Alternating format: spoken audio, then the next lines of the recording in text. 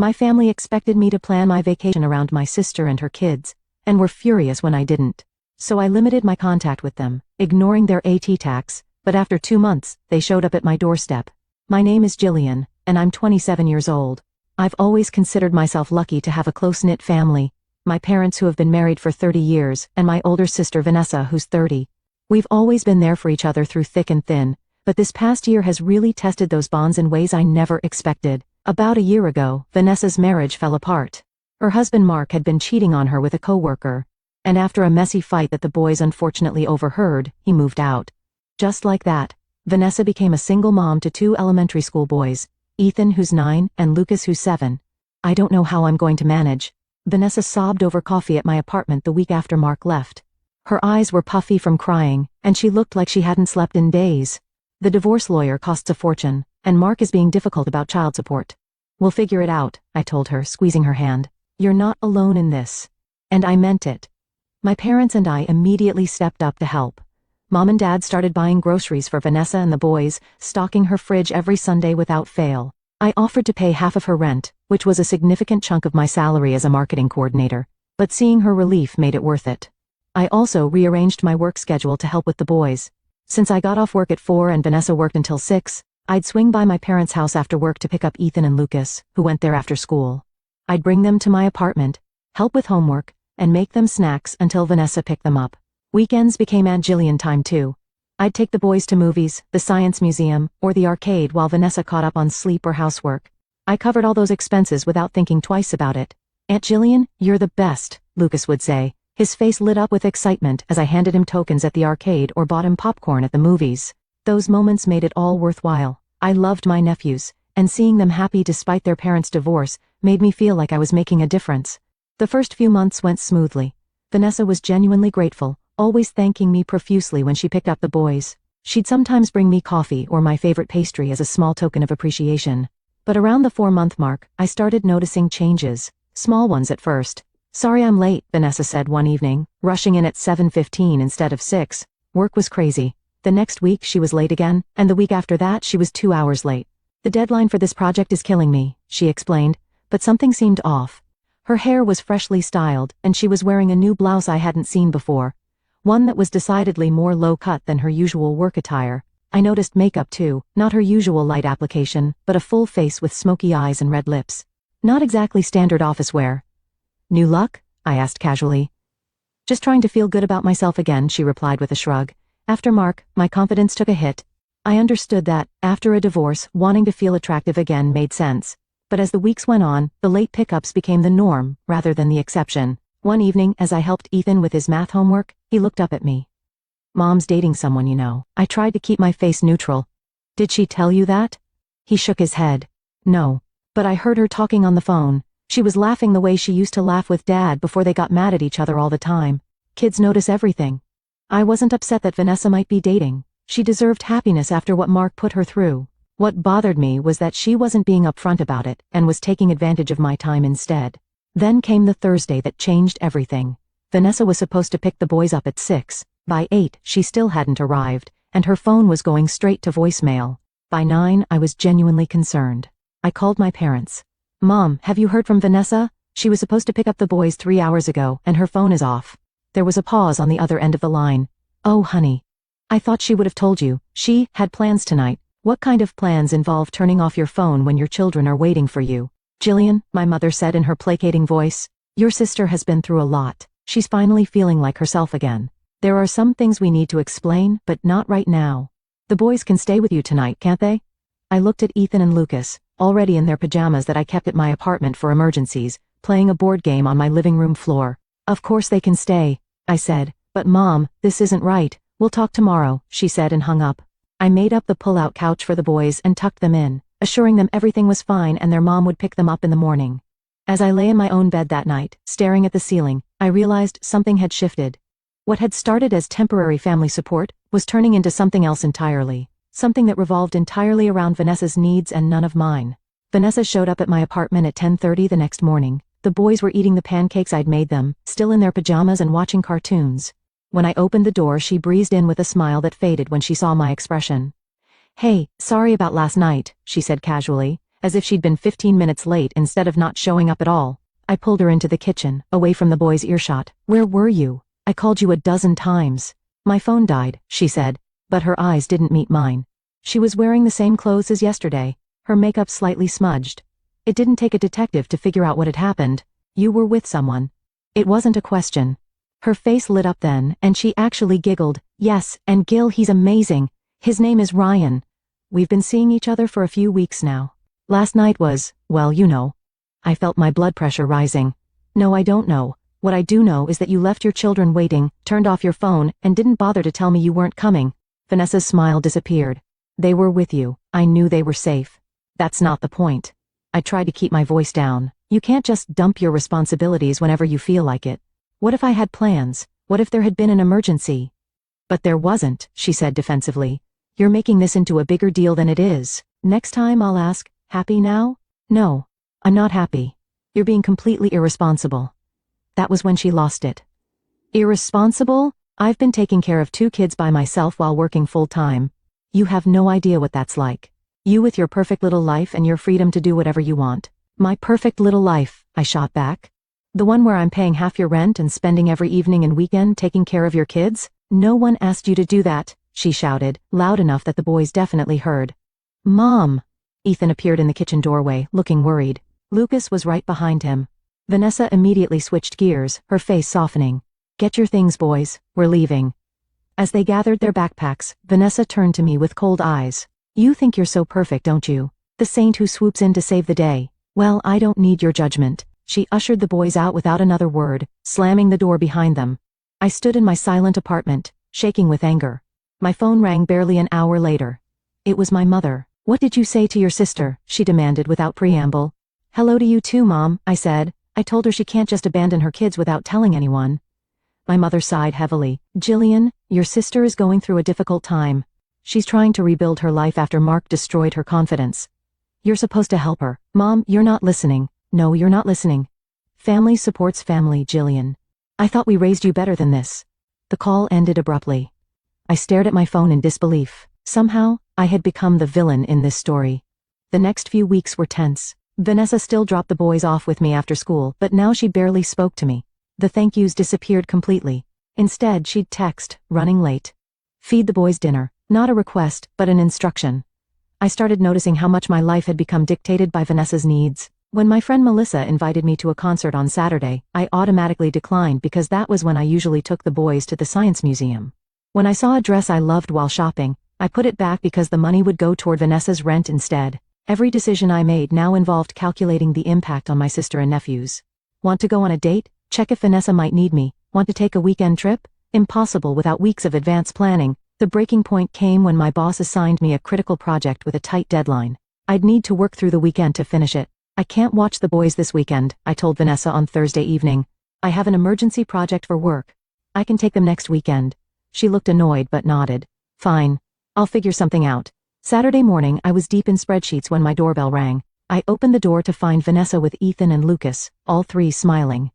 "Surprise!" Vanessa said cheerfully. Before I could react, she nudged the boys forward into my apartment. "I blocked the doorway, Vanessa. I told you I can't today. I have work." Her smile faded. "It's just for a few hours." The boys brought their tablets. "No." I stood firm. "I specifically said I couldn't this weekend. I have a deadline." Her face transformed, anger replacing the fake cheerfulness. "You're being selfish, you know that? After everything we've been through?" I didn't budge. "I told you in advance. This isn't my fault." She turned to the boys dramatically. "I'm sorry, guys. Aunt Jillian doesn't want to spend time with you today. She's too busy." "That's not what I said," I protested, but Vanessa was already pulling the boys back toward the elevator. I closed my door, leaning against it with a heavy sigh. This was emotional manipulation at its finest. I returned to my work, trying to push the guilt aside. 2 hours later, my phone rang. It was Ethan, Aunt Jillian. His voice was small and uncertain. "We're at the Westfield Mall, at the food court. Mom said to call you." My heart dropped. "Where's your mom, honey? She said she had to go do something with Ryan. She told us to call you to come get us." I gripped my phone tighter. "She left you alone at the mall?" "She said you'd come right away." White-hot rage flooded through me. This was beyond irresponsible. It was dangerous. "I'll be there in 15 minutes, I told him. "Don't move from the food court, okay? Stay together." I grabbed my keys, abandoning my work without a second thought. My sister had gone too far this time. I found the boys sitting exactly where Ethan said they would be, at a table in the food court with half-eaten pretzels in front of them. Lucas's eyes lit up when he saw me, but Ethan looked embarrassed. And Jillian, Lucas ran to hug me. "Hey buddy." I hugged him back, then looked at Ethan. "You okay?" He nodded, not meeting my eyes. "Mom said you were too busy but you'd come anyway." My blood boiled all over again. Vanessa had manipulated all of us, knowing full well I wouldn't leave her children stranded no matter how angry I was. In the car, I tried calling Vanessa again, straight to voicemail naturally. I briefly considered calling the police to report abandoned children, but I knew that would only create more trauma for the boys. Instead, I drove straight to my parents' house. Mom answered the door, surprised to see us. "Jillian? Boys? What are you doing here?" "Ask your daughter," I said, ushering the boys inside. She left them alone at the mall and told them to call me, even though she knew I had an important work deadline today. Mom and Dad exchanged looks. "Well," Mom said, "I'm sure she had her reasons." "Stop it," I snapped, louder than I intended.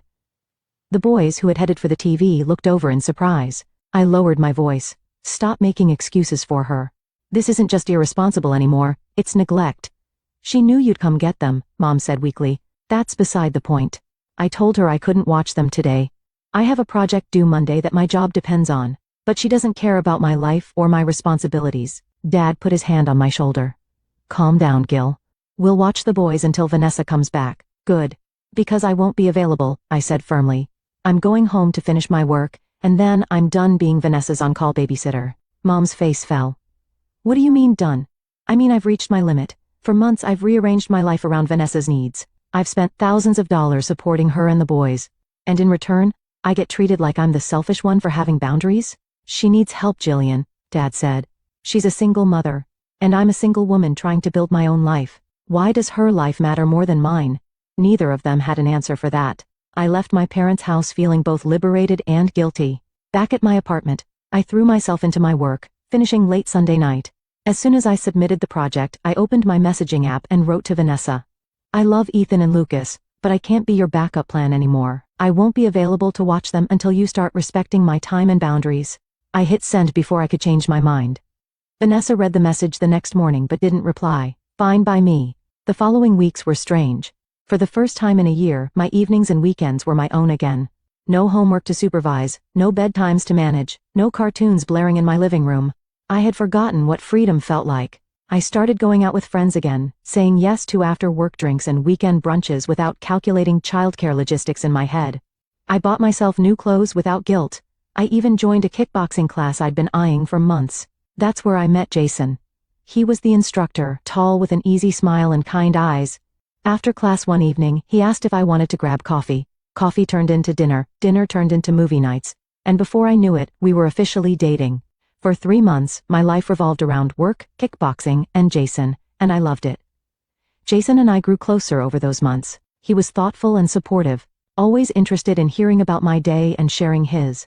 One evening after a romantic dinner at his place, he suggested something that made my heart skip. "My buddy has a timeshare in Hawaii," he said. "He's not using his 2 weeks this summer and offered it to me at a fraction of the cost. What do you think? You, me, white sand beaches for 2 whole weeks. Are you serious?" I couldn't believe it. "That sounds amazing. We both have vacation time saved up." He pointed out it would be in June, about 2 weeks from now. "Yes," I said without hesitation. "Absolutely yes." As we planned our trip, I realized I should probably tell my family. I hadn't seen them in weeks, not since the mall incident. Maybe it was time to break the ice. When Mom called to invite me to Sunday dinner, I accepted.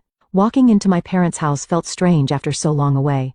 The familiar smells of Mom's cooking, the sound of the boys playing in the backyard, the family photos lining the hallway. It all gave me a pang of nostalgia mixed with anxiety. Vanessa was in the kitchen with Mom, chopping vegetables. She barely looked up when I entered. "Hi," I said awkwardly. She nodded in acknowledgement but didn't speak. Dad came in from the backyard and gave me a hug. "Good to have you back, kiddo." Dinner was stilted at first. The boys were excited to see me, chattering about school and friends, but Vanessa remained cool and distant. I let the conversation flow around me, waiting for the right moment. It came during dessert, as Mom served her famous apple pie. "I have some news," I said, setting down my fork. "I've been seeing someone for a few months now. His name is Jason." "That's wonderful, dear," Mom said, genuinely pleased. "You'll have to bring him by sometime." "Actually," I continued, We're going on vacation together, to Hawaii, for 2 weeks in June. The table went silent, then Vanessa perked up, suddenly interested in the conversation. Hawaii, she repeated. That sounds perfect. The boys have summer break then, and I have vacation time saved up. I stared at her, confused. What? She turned to her sons with a bright smile. Did you hear that? Aunt Jillian is taking us all to Hawaii. Really? Lucas exclaimed, bouncing in his seat. We're going to Hawaii? No, I said firmly, looking directly at Vanessa. I'm going to Hawaii with Jason. It's a couple's trip. Vanessa's smile didn't falter. Don't be silly. There's room for all of us. You'll pay for our tickets too, right? After all, you haven't helped out in months. I looked at my parents, expecting them to step in, but they were nodding along as if this made perfect sense. Something inside me snapped. No, I said, standing up from the table. You and the boys are not coming to Hawaii with us. This is a romantic vacation with my boyfriend, not a family trip. Mom cleared her throat. Jillian, don't you think you're being a bit selfish? It would mean so much to the boys. That word again, selfish, the weapon they'd been using against me for months. Selfish? I laughed, but there was no humor in it. Let me tell you what's selfish. Expecting me to pay for half your rent for a year? I looked at Vanessa, dropping your kids off whenever you want without asking. Abandoning them at a mall when I specifically said I was busy. That was one time, Vanessa started. One time is enough, I snapped. And now you think you're entitled to crash my vacation? A vacation I'm planning with the man I love? Dad put his hands up in a placating gesture. Let's all calm down. I am calm, I said evenly. I'm just done being taken advantage of. For the past year, I put my life on hold to help Vanessa. I've spent thousands of dollars, countless hours, and what do I get in return? Being called selfish for wanting 2 weeks to myself. We're family, Mom said, as if that explained everything. Yes, we are, and family should respect each other's boundaries. Family shouldn't guilt each other into sacrificing their own happiness. Vanessa stood up, hands on her hips. How dare you? No. How dare you? I cut her off. How dare you try to manipulate me in front of the boys? How dare you teach them that it's okay to use people and take them for granted? I turned to my nephews, softening my voice. I'm sorry, boys. I know you're disappointed, but this trip is for grown-ups only. Maybe we can do something special together another time. Lucas had tears in his eyes. Ethan just looked uncomfortable, old enough to understand more of what was happening. I'm going now, I told my parents. When you're ready to respect my decisions and my life, we can talk. I walked out, leaving stunned silence behind me. As I drove home, my phone blew up with messages from Vanessa, each one more guilt-inducing than the last. The boys are crying because of you. Family is supposed to help each other. I can't believe you're being so heartless. I turned my phone off. 2 weeks later, Jason and I were on a plane to Hawaii. I had barely checked my phone during that time, focusing instead on preparing for our trip and finishing projects at work. When I did look, I saw Vanessa had posted a passive-aggressive status about selfish sisters who put their own pleasure above family obligations. I resisted the urge to respond. Hawaii was everything we'd dreamed of and more. Crystal-clear waters, stunning sunsets, and 2 blissful weeks with no responsibilities except deciding which beach to visit or which restaurant to try for dinner. On our last night in Hawaii, as we walked along the moonlit beach, Jason stopped and turned to face me. These past 2 weeks have been the best of my life, he said. Actually, these past few months have been being with you makes everything better. Then he knelt down in the sand, pulling a small box from his pocket, and I gasped. Jillian, I know it hasn't been that long, but I've never been more certain of anything. Will you marry me? Tears filled my eyes as I nodded. Yes, yes, of course I will. The ring was perfect, a simple diamond that caught the moonlight. When we returned home, Jason suggested he move in with me. My lease is up next month anyway, he said. And I'd rather put that money toward our future together. So it was decided. I posted a photo of my engagement ring on social media, not thinking much about it. The next day my phone rang. It was my mother. Jillian, I saw your post. Congratulations, sweetheart. Thanks, Mom, I said cautiously. Your father and I have been talking, she continued. We owe you an apology. We've been so focused on helping Vanessa, that we didn't consider how it was affecting you. I hadn't expected this, so. We'd love for you and Jason to come over for dinner this weekend. Your sister and the boys will be here too. I hesitated. Mom, I'm not sure that's a good idea yet. Please, she said. We want to make things right. After discussing it with Jason, I agreed. Walking into my parents' house that Saturday felt different from the last time. Mom hugged me tightly, and Dad shook Jason's hand with genuine warmth. Vanessa was cordial but not overly friendly. The boys, however, were ecstatic to see me. Aunt Jillian, we missed you so much, Lucas exclaimed, throwing his arms around my waist. I missed you too, buddy. Dinner was surprisingly pleasant. Mom and Dad made an effort to get to know Jason, asking about his job and hobbies. Vanessa remained quiet for most of the meal, but didn't make any snide remarks. After dessert, Mom raised her glass to Jillian and Jason. "We couldn't be happier for you both." Vanessa didn't apologize that night, but she did invite me to get coffee the following week. Our relationship remained strained, but at least we were speaking again. In the months that followed, I found a new balance. I still spent time with my nephews, but on my terms, when I was free and wanted to, not because I was expected to. Jason and I set up our life together, planning our wedding for the following year. Vanessa gradually became more self-sufficient. She got a promotion at work, started paying her full rent, and became more responsible with the boys. Whether my standing up to her played a part in that change, I'll never know for sure. What I do know is that by finally prioritizing my own happiness, I became a better sister, a better aunt, and a better partner. Sometimes the most loving thing you can do for your family is to love yourself enough to set boundaries. And that's not selfish at all, it's necessary.